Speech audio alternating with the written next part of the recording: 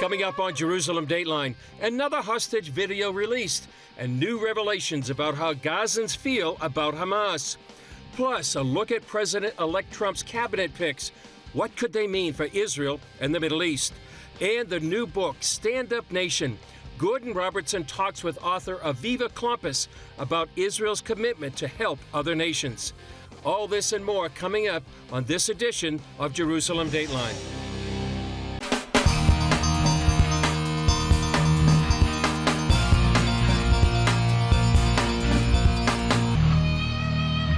Hello and welcome to this edition of Jerusalem Dateline. I'm Chris Mitchell. In their Oval Office meeting this week, President Biden and President-elect Trump agreed to work together to free the hostages in Gaza. Meanwhile, explosive reports have emerged. One shows Hamas is also torturing citizens of Gaza, and another indicates that 12 principals of UNRWA schools in Gaza were active members of terror organizations. Here's the latest on these developments and more, plus a warning. Some of the video you're about to see is disturbing. National Security Advisor Jake Sullivan, paraphrasing President Biden, said he's ready to do everything in our collective American power to secure the release of the hostages. Yet not all the hostages in Gaza are held by Hamas. Palestinian Islamic Jihad released a propaganda video of their hostage, Sasha Trufano. Trufano's mother viewed the video with mixed emotions. On the one hand, I am very happy to see him alive and see him talking. And on the other hand, I see that he is not in a good mental or physical state. Inside Gaza, Israeli forces released hundreds of hours of closed-circuit television footage. The IDF said the materials expose how Hamas brutally tortured Palestinian civilians suspected of opposing its rule. Some were hung upside down, others tied up in agonizing positions or tortured while their captors sat inches away talking to themselves or completing paperwork. Israeli media details the anger many Gazans feel towards Hamas. An Israeli Channel 12 reporter got exclusive access into Gaza and heard this unfiltered view from a number of its citizens. بيقتلونا إرهابية حماس إرهابية قول يلا معاي حماس إرهابية حماس إرهابية الله ينتقم منك يا سنوار الله يشحنك يا رب أبرق. The video showed IDF soldiers providing water and medical aid.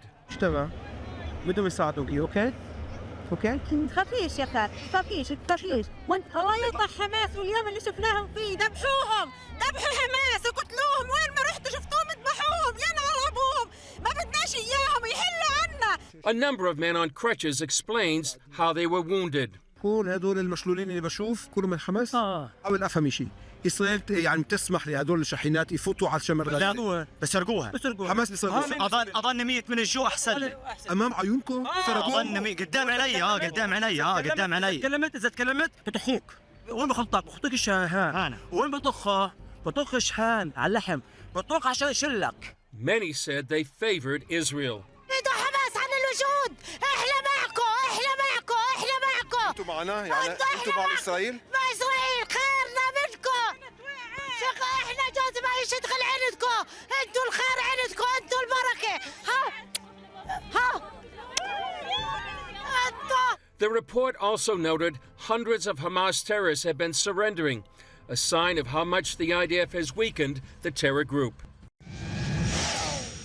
The U.S. has reportedly given Lebanon a draft plan for a ceasefire with Israel, according to Reuters. And according to the Wall Street Journal, that came after the president-elect signed off on a ceasefire proposal while meeting with Strategic Affairs Minister Ron Dermer at Mar-a-Lago. For months, Israel has operated with a limited arms embargo by the Biden administration. But Trump has announced on day one of his administration he will remove all restrictions and delays on transferring weapons and combat equipment to Israel. However, that promise may be tied to a ceasefire deal, and there are still reportedly key disagreements to be worked out, including Israel's ability to strike Hezbollah if necessary. Some in Israel have been insisting in recent days that Israel must be able to protect itself. We will not have any ceasefire, we will not stop, and we will not take our foot off the gas. The military campaign will continue until the immediate threat from Lebanon is removed and residents of our north can return safely to their homes in sovereign Israeli territory. Israel will not accept the existence of a terrorist military array on our northern border. We know what their intent is. It's to harm our people. Hezbollah's Conquer the Galilee plan, it made very clear an invasion and massacre on a larger scale than the October 7th massacre.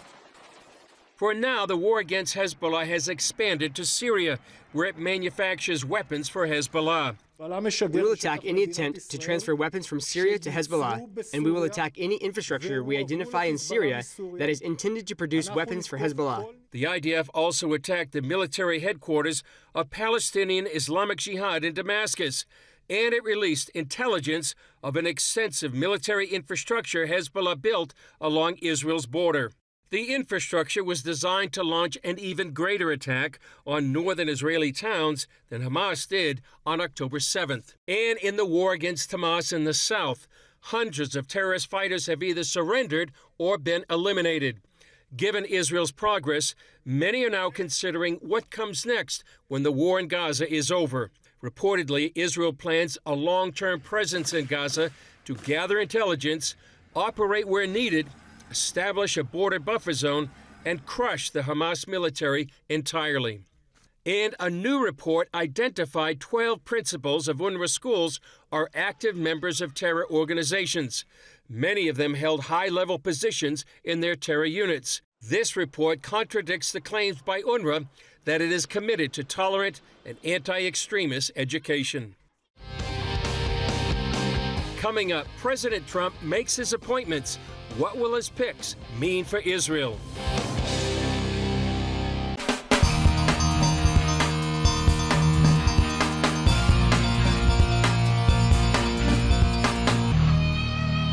John Wage, great to be with you. President Trump has been making lots of news. One of the big news over here is his appointment of the U.S. ambassador to Israel, Governor Mike Huckabee. When you heard that, what was your reaction? My reaction was, sounds like a home run, really, because we know Mike Huckabee from years of his coming here and doing interviews with CBN News. He knows Israel inside and out. He's led tours here. He's been here many, many times. He loves Israel. He knows Israel. And as we saw in a recent interview, he's not afraid to say it the way he believes it, which is, this is not occupied land, the West Bank, Judea, Samaria. This is the promised land, promised from the Bible. And being a former Baptist minister, he's aware of what the scripture says about this land and what the promises are for this land way into the future when the Messiah comes and reigns here for 1,000 years. So that's what he brings to the table.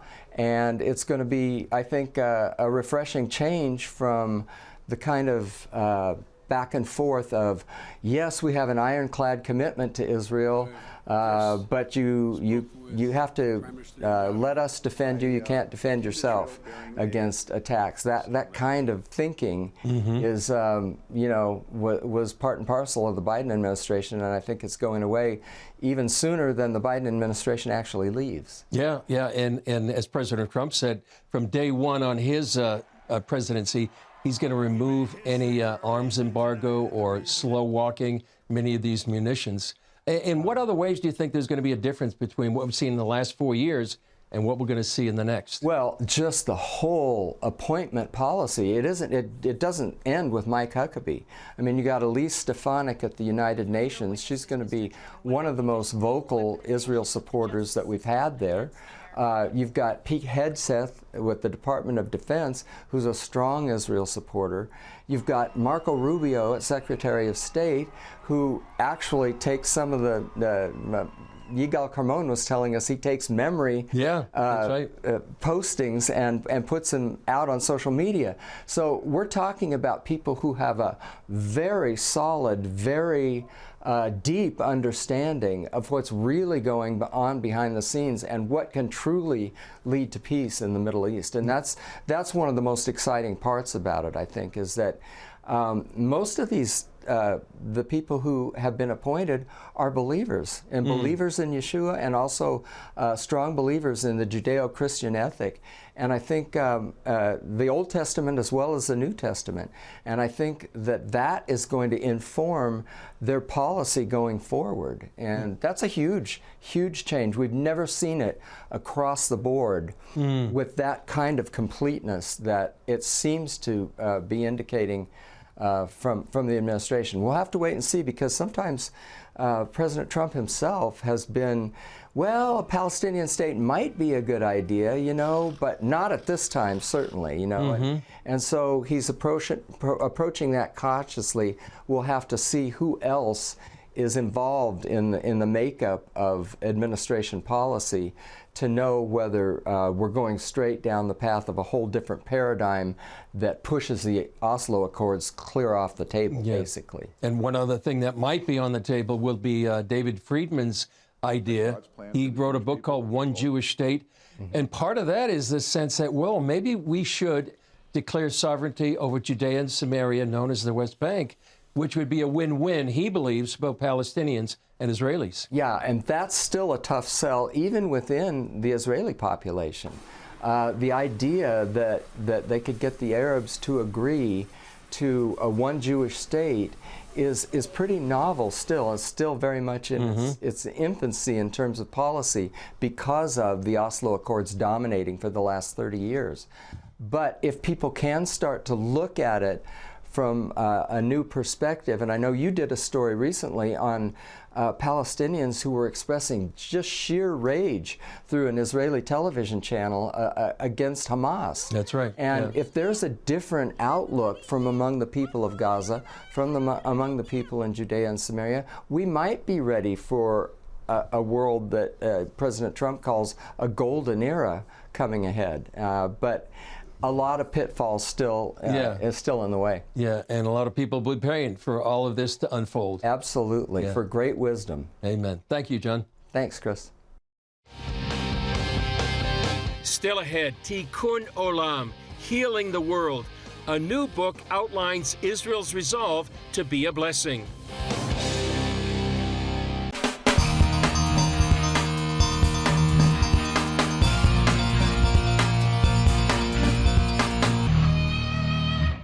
In the face of so much adversity and a war on 7 fronts, you wouldn't think Israel could put much effort or resources into assisting other countries. Surprisingly, the opposite is true. CBN President Gordon Robertson interviewed Aviva Klampus, the author of a new book, Stand Up Nation, who says that Israel is very much engaged in helping people around the world. Here's his interview segment from CBN's The 700 Club. Well, the nation of Israel has faced continual threats since its founding back in 1948. Despite ongoing wars, the Jewish state has thrived. It's also been a source of help for other nations in their times of need. Stand Up Nation is a new book that tells how Israelis are sending humanitarian aid and sharing their expertise with countries around the world. In the early hours of October 7th, Israel faced one of the most brutal attacks in its history. Shockwaves from that day touched the depths of Israel's soul while igniting a storm of grief, fear, and uncertainty. In this time of death and darkness, a profound resilience began to rise. Aviva Klampus, author of Stand Up Nation, takes readers on a journey through the lives of unsung heroes and ordinary Israelis living extraordinary lives. Her book captures Israel's indomitable spirit and the heart and grit of a people who, even in the face of terror, refuse to be broken. It's a testament to Israel's strength, not just as a country, but as a family that stands together. Forged from decades of adversity, tragedy, and enemies seeking their destruction, Israelis' determination has become legendary. Through powerful stories of courage and unity, this former UN speechwriter reveals how hope, faith, and the will to stand up allow Israelis to rise again and again.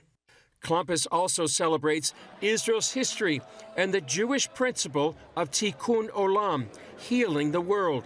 Today, that humanitarian aid includes helping war refugees seeking shelter on a Greek island, to providing wells to an African village, bringing life-giving water, all in an effort to help heal our suffering world. It's an amazing, often untold story now revealed. Well, Stand Up Nation author Aviva Klumpus joins us now from our CBN News Bureau. Welcome to the 700 Club. It's a joy to have you with us. It's such an honor. Thank you so much. Well, let's talk about Israel's history. It seems to be incredible. Here's the nation the size of New Jersey. It seems to be punching well above its weight in terms of offering humanitarian aid around the world. Why is that such a seemingly well-kept secret? That's exactly the question that I had, which is, why is this great story of Israel an untold story of Israel? So I used to serve as the speechwriter for Israel's delegation to the United Nations, and I was writing speeches on a huge array of topics that the UN covers: peace and security, economics, women's rights, and so on and so forth. But when it came to writing about international development and humanitarian aid, I found myself captivated when I was learning about the early story of Israel. It has this really remarkable situation where Israel itself is a developing country for its first 10 years, and it's in the context of this country being desperately poor, being a nation that is fighting existential wars against its neighbors. It's a nation made up of Holocaust survivors, refugees from Arab lands. Its economy is tanking. It is not the land of milk and honey as described in the Bible. It is dry, it is arid, and it's in this context that Israel goes and founds an international development agency. Israel, this tiny, poor country, has an international development agency before the United States, before Canada, before the UN has its development program. And I wanted to tell the story of how that came to be. So your book goes into some of the quotes from Israel's leaders in history as to why, and those quotes really reverberated with me. It just seemed to be a national obligation that somehow if we don't do this, we're going to be missing out. What's the background to that? So what happens is that Israel's first prime minister, David Ben-Gurion, he appoints Golda Meir to be the first foreign minister. This is in 1956, so it's just 8 years after Israel is founded. And Golda Meir, as the foreign minister, is looking around the world, and she sees that it's a country that is diplomatically and politically isolated. It does not have a lot of friends in the world, a situation not unfamiliar to what is happening today. As I said, it's desperately poor. It's a country of refugees. The government has to institute austerity measures that are basically rationing basic goods. And Golda Meir says, I need to change this situation. And she's looking around at the context of the international community, and she's looking at the continent of Africa.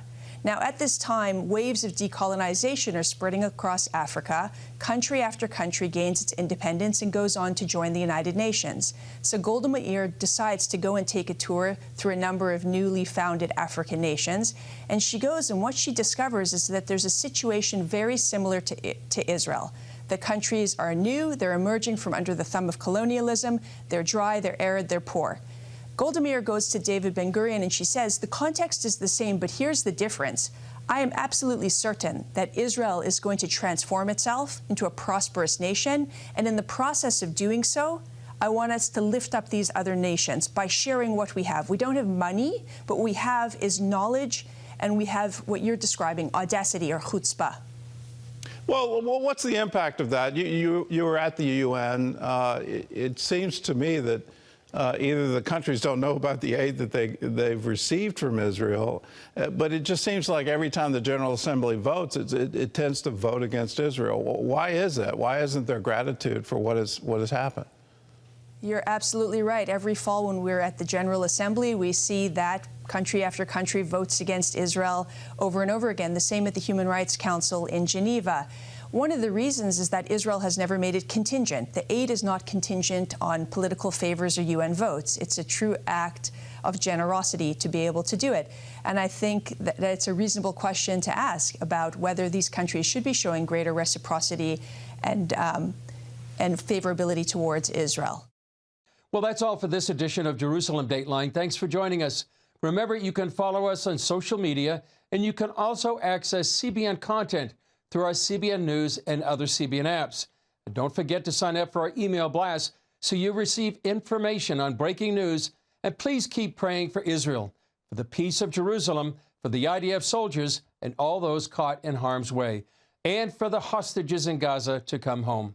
I'm Chris Mitchell. For all of us here at the Jerusalem Bureau, we'll see you next time on Jerusalem Dateline.